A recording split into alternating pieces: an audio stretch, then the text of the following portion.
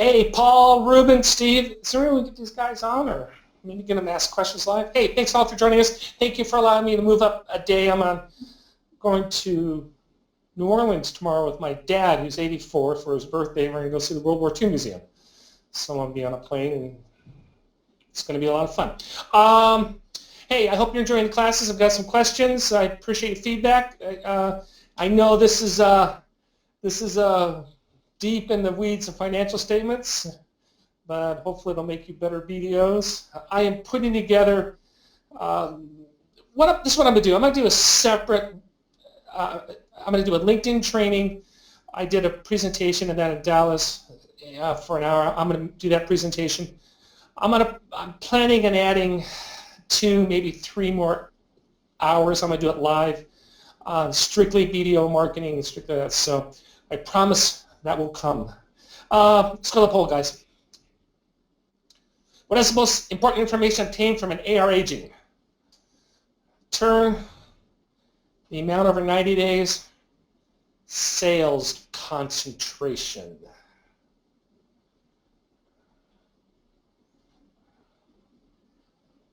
Anybody? Bueller? Oh, there we go. Yeah, amount over 90 days definitely is important. Sales concentration is important. And term. All of those are correct answers. I have no issue with any of those. The SBA SOP 5010H gives a detailed step-by-step guide how to complete the pro forma financial statement. You only get 2 choices on this one.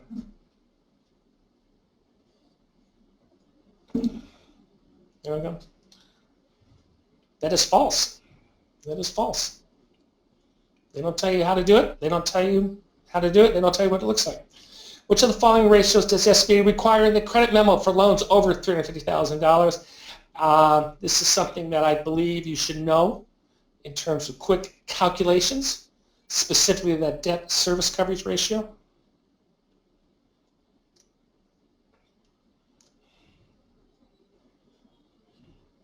Very good. You all got it right. And those are, go back to that slide, Joseph. Those are the only ratios that SBA requires. Now, you want to do more. As a BDO, I don't want you doing any more than that. But you should know those. You should know how that fits into your credit box. The most important one for you is obviously debt service coverage ratio. If a loan has a debt service coverage ratio of 1.15% and is fully collateralized, the lender must approve the loan. As BDOs, we want that to be true. But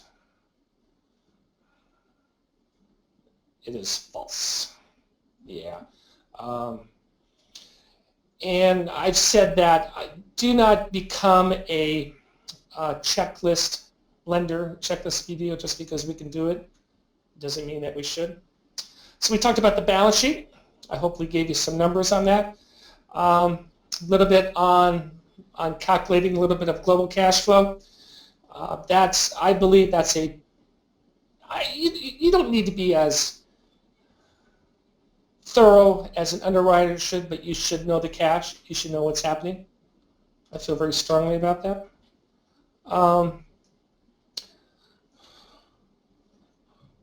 Let's go to questions, Joseph.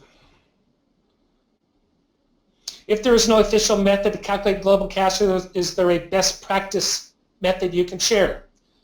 SBA is silent. It doesn't tell you how to do it. It just says you need to understand the relationship of cash and all the affiliates. SBA says that you cannot have an entity, you cannot take a borrower who's losing money and say, oh, but it's okay, we're getting cash from this other source. That's not allowed. The small business applicant must stand on their own. The only reason to calculate affiliate cash flow is to determine if it's positive, so we're good to go. Now, some lenders, they go through and they do bam, bam, bam, bam, and they do all sorts of numbers, and that's fine. The answer is calculate global cash flow the way you would do a conventional loan. But all the test is, we want to make sure that the borrower, the guarantor, is not looting the company and can stand on its own. Based on SBA assistance, the applicant must be cash flow positive. I would not add affiliate cash flow to debt service coverage. There is no best practice. The answer is do what you do for your conventional loans. Yep.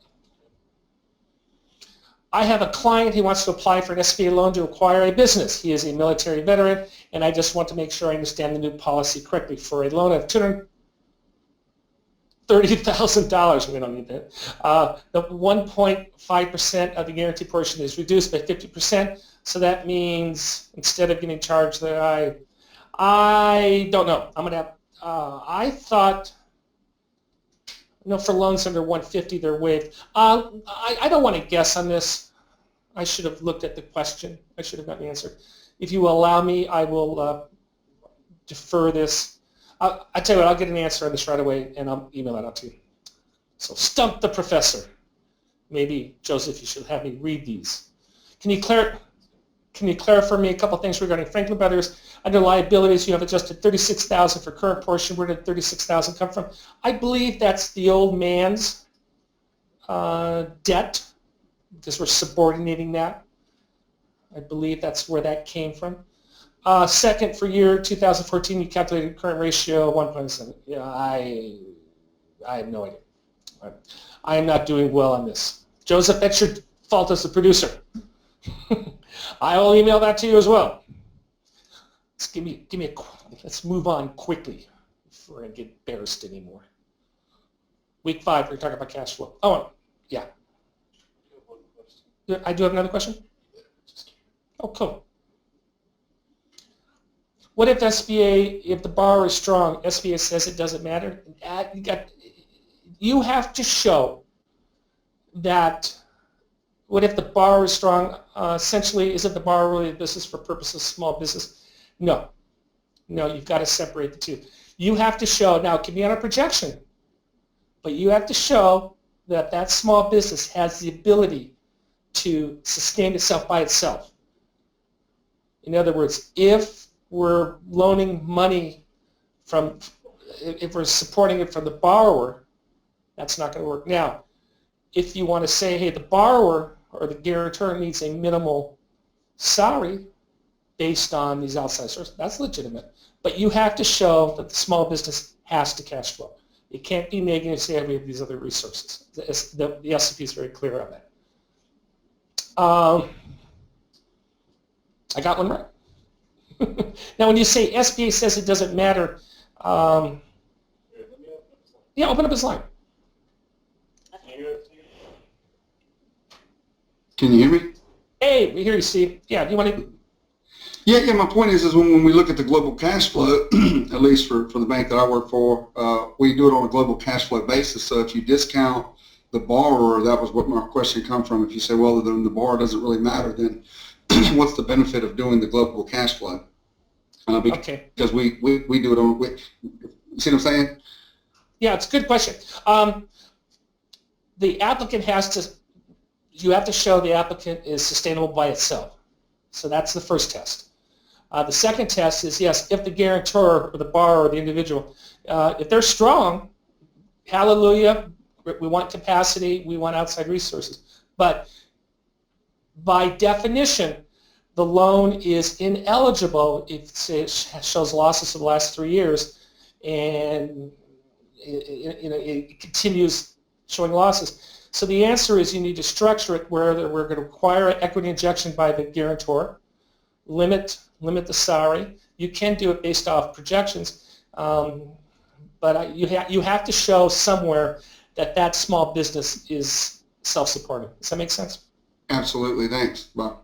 Hey, thanks for coming on, Steve. Good. So we're going to go into more global cash flow. The takeaway is you can do cash flow one of 3 ways. We can do it off of, and you were in the webinar, we can do it historically, we can do off projections, and it doesn't tell us, do we do 3 years, do we do 1 year? The answer is how you do your conventional loans is how you should calculate global cash flow for your SBA loans. I addressed working capital adequacy, that's very important. Sources, affiliates, and collateral calculation. We do that. So you're deep in the weeds in the numbers, which is fun. And reading materials. These are, there's old Coleman reports that we've done, give you a little bit more of a background in terms of that. I don't believe the three of you need to go and take a community college class on analyzing financial statements. I mean, if it's of interest to you, yeah, absolutely. But you don't need to be that much into the weeds. I believe the BDO's job is to do the calculation. You need to know how to calculate it. Understand where the cash is. I believe that's your job. But in terms of doing the spreads and the write-up, Paul, you want to come on? See if you unmute Paul. See if he'll come on. Paul, what's your question? Can you hear me? Yeah, I can hear you fine. Yeah, I had a question. I placed a question on the board over there. I don't know if you see it or not. Yeah, affiliate income does not count, as you said. What about income from spouse and rental income from property? Okay, that's good. I appreciate the clarification. Again, what you want to do is for the underwriter, they're going to say, hey, on a global cash flow basis, the guarantor has these other things going on. We have a spouse who's bringing income, and we have rental income. And that is on top of the cash flow of the business. Therefore, we do not need to have the cash flow of the business to support these outside ventures. Where the Inspector General has been critical of lenders is I lost my train of thought. The Inspector General has said, hey, you did not look at the borrower's personal requirements, which was they went bankrupt, and they needed to grab cash out of the business to support a lifestyle. So here we're saying we do not need to do that.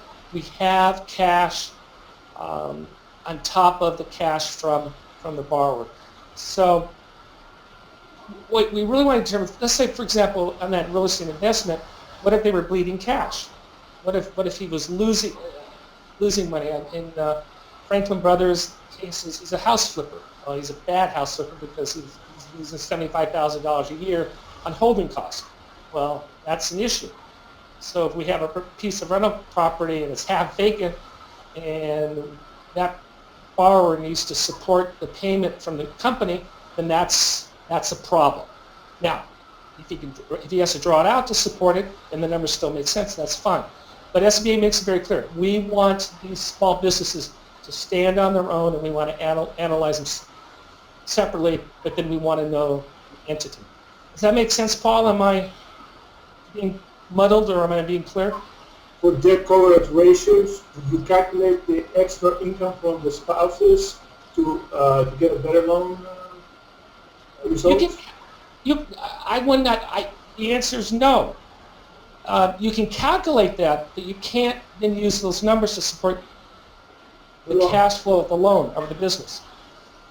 In other words, you can say, hey, my overall debt service coverage ratio is X, but let's say it's 1.5, but your debt service coverage ratio still needs to be positive on the company. So you're going to have two numbers. You're going to say my debt service on the company is 1.25, and overall it's 1.5. Fine. Nothing. But you can't say I'm 1.5 with everyone, but I'm 0.7 on the company. That doesn't work. So if you calculate the NOI before EBITDA, the EBITDA it has to stand on its own merit, the debt coverage ratio. Now remember, Paul, you can base cash flow off projections.